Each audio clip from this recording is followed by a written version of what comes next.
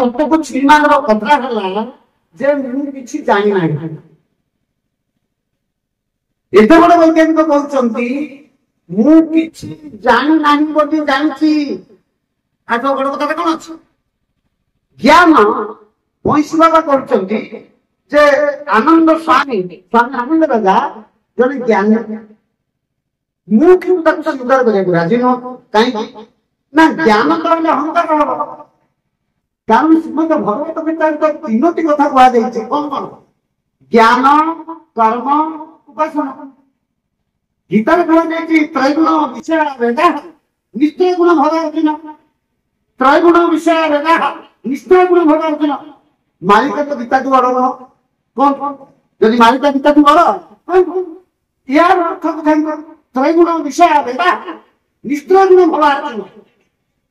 এতর তিনিটা গুণ কଣ এবং নিষ্ঠুর গুণ হবার সূত্রটি কଣ?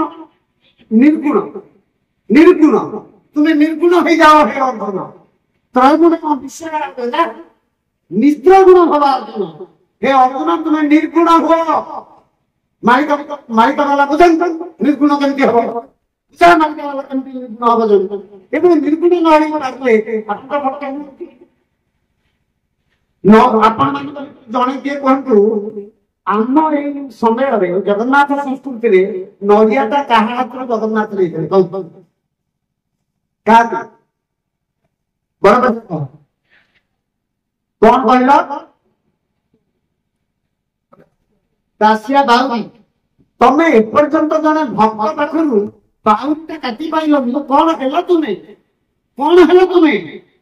ଯଦି ଭକ୍ତ ବଳରାମ ଦାସ, ଭକ୍ତ ଅଚ୍ୟୁତ ମହାପୁରୁଷ, ଭକ୍ତ ଜଗନ୍ନାଥ, ଭକ୍ତ ସାଲବେଗ ଦାସିଆ ବାଉରୀ କାହିଁକି? କଣ ପାଇଁ ବାଉରୀ? ତମେ ତା ବାଉରୀଟା କାଟି ପାରୁନ? ଭକ୍ତ ଦାସିଆ ଜୟ ଶ୍ରୀ ଜଗନ୍ନାଥ ଭକ୍ତ ଦାସିଆ।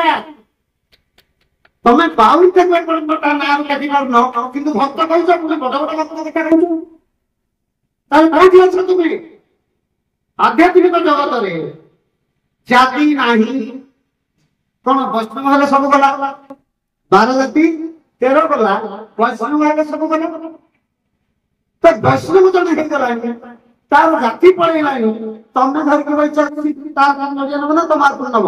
ଯିଏ ଜାତି ଧରିଛ ତମ ହାତରୁ ନଡ଼ିଆ ଜଗନ୍ନାଥ ନେବେ ନା? ଯିଏ ଜାତିରୁ ଉର୍ଦ୍ଧ୍ୱକୁ ଯାଇ ଧର୍ମରୁ ଉର୍ଦ୍ଧ୍ୱକୁ ଯାଇ ଜାତି ଧର୍ମ ବର୍ଣ୍ଣ ନିର୍ବିଶେଷରେ ତ୍ରୈଗୁଣ ବିଷୟ ବେଦା ନିଶ୍ଚୟ ଗୁଣ ଭୋଗ ଅର୍ଜୁନ। ନିର୍ଗୁଣ ହବାକୁ ହବ। ତାହେଲେ ନିର୍ଗୁଣ ତତ୍ତ୍ୱ କଣ? ନିର୍ଗୁଣ ତତ୍ତ୍ୱ ହଉଛି ମୁଁ ଜାତିରେ ନାହିଁ, ମୁଁ ବର୍ଣ୍ଣରେ ନାହିଁ, ମୁଁ ଧର୍ମରେ ବି ନାହିଁ। ତମେ କୋଉ ଧର୍ମର? ହିନ୍ଦୁ। ଗୋଟେ ବାଉଣ୍ଡ୍ରି ଅଛି, ଗୋଟେ ପାଚେରୀ ଅଛି। ମୁଁ କୋଉ ଧର୍ମର? ମୁଁ ମନୁଷ୍ୟତାର, ମୁଁ ମନୁଷ୍ୟ ଧର୍ମର, ମୁଁ ଜୀବ ଜଗତର, ମୁଁ ବିଶ୍ୱର, ମୁଁ ଆକାଶର, ମୁଁ ପବନର, ମୁଁ ମାଟିର। ମାଟିର କୋଉ ଜାତି? ପବନର କୋଉ ଜାତି? ଆକାଶର କୋଉ ଜାତି? ଜ୍ଞାନର କୋଉ ଜାତି? ରକ୍ତର କୋଉ ଜାତି? କୋଉ ଜାତି? ଜାତି କାହିଁ ଅଛି? ଯୋଉଠି ଜାତି ରହିବ ସେଠି ଧର୍ମ ବୁଡ଼ିବ। ଯୋଉଠି ସମ୍ପ୍ରଦାୟ ରହିବ ସେଠି ଧର୍ମ ବୁଡ଼ିବ, ଧର୍ମ ବୁଡ଼ିବ। ଭଗବାନ କହିଛନ୍ତି ଚତୁଃ ବର୍ଣ୍ଣା ମାୟା ସୃଷ୍ଟା। ମହିଷୀ ବାବା ଗୀତା ପଢ଼ନ୍ତୁ। ଚତୁଃ ବର୍ଣ୍ଣା ମାୟା ସୃଷ୍ଟା ଗୁଣ କର୍ମ ବିଭାଗ। ଚାରୋଟି ବର୍ଣ୍ଣର ସୃଷ୍ଟିକର୍ତ୍ତା ମୁଁ ଏବଂ ଗୁଣ କର୍ମ ବିଭାଗ କରୁଛି। ଆମେ କଣ କରୁଛୁ? ବ୍ରାହ୍ମଣ, କ୍ଷତ୍ରିୟ, ଶୂଦ୍ର, ବୈଶ୍ୟ, ଶୂଦ୍ର ଆମେ କହୁଛୁ। ଆପଣ ମାନେ ଜାଣିଛନ୍ତି, ଡାକ୍ତର ବାବୁ ସାମ୍ନାରେ ବସିଛନ୍ତି, ଅନୁଭବ ଥିବ। ଆପଣ ମାନେ ଜାଣିଛନ୍ତି ବାଲ୍ୟକାଳରେ ଯେତେବେଳେ ଯୁବକ ଅବସ୍ଥାରେ ଆପଣଙ୍କର କନ୍ୟା ଦେଖାଯାଏ, ଘରକୁ ଫେରିଲା ପରେ ବୁଢା ଚାନ୍ଦି ଦାଣ୍ଡ ଦୁଆରେ ବସିଥିବେ, ସନ୍ଧ୍ୟା ହେଇଯାଇଥିବ, ସାଇକେଲ ନହେଲେ ଶଗଡ଼, କନ୍ୟା ଦେଖି ଫେରିବେ, ପଚାରୁଥିବେ ପିଲାଟା କୋଉ ବର୍ଣ୍ଣର? ଏଠି ଜାତି ଉଠିଲା ନା ବର୍ଣ୍ଣ ଉଠିଲା? କଣ ଉଠିଲା? ପିଲାଟି କୋଉ ବର୍ଣ୍ଣର? ଆରେ ତମେ ତ କ୍ଷତ୍ରିୟ ବର୍ଣ୍ଣର ଲୋକ ଯାଇଥିଲ, ତାହେଲେ କ୍ଷତ୍ରିୟ ବର୍ଣ୍ଣର ଝିଅ ତ ଦେଖିଥିବ, ତାହେଲେ ପିଲାଟି କୋଉ ବର୍ଣ୍ଣର ଯାଇ ପଚାରିଲ? ସେଠି ନାହିଁ ଟିକେ ସାବନା, କାଳିଆ, ଗୋରା, ଗହମ କରି, ଚମ୍ପା କରି, ହଳଦୀ କରି, ଏଇଆ କୁହାହୁଏ ନା କଣ ବର୍ଣ୍ଣ। ଚତୁର୍ବର୍ଣ୍ଣନାମାୟା ସୃଷ୍ଟା ଗୁଣ କର୍ମ ବିଭାଗସ୍ୟ, ଏତିକି ବୁଝେଇବା ପାଇଁ 7 ଦିନ ଲାଗିଲା। କାହିଁକି ନା ଏଥିରେ 4ଟି ରଙ୍ଗ ଅଛି। ଜଗନ୍ନାଥ କେତେଟା ରଙ୍ଗ? ଜଗନ୍ନାଥ କେତେଟା ରଙ୍ଗ? ଡାକ୍ତର କେତେଟା ରଙ୍ଗ? ଜଗନ୍ନାଥଙ୍କ ଦେହରେ କେତେଟା ରଙ୍ଗ ଅଛି?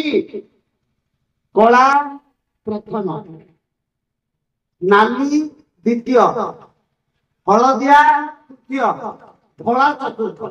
କେଉଁଟା ଅଛି? କଳା। ତା ତଳକୁ କିଏ ଅଛି? ଧଳା। ତା ତଳକୁ କିଏ ଅଛି? ହଳଦିଆ। ତା ତଳକୁ କିଏ ଅଛି? ନା ନାଲି। ଚତୁର୍ବର୍ଣ୍ଣନାମାୟା ସୃଷ୍ଟା ଗୁଣ କର୍ମ ବିଭାଗସ୍ୟ।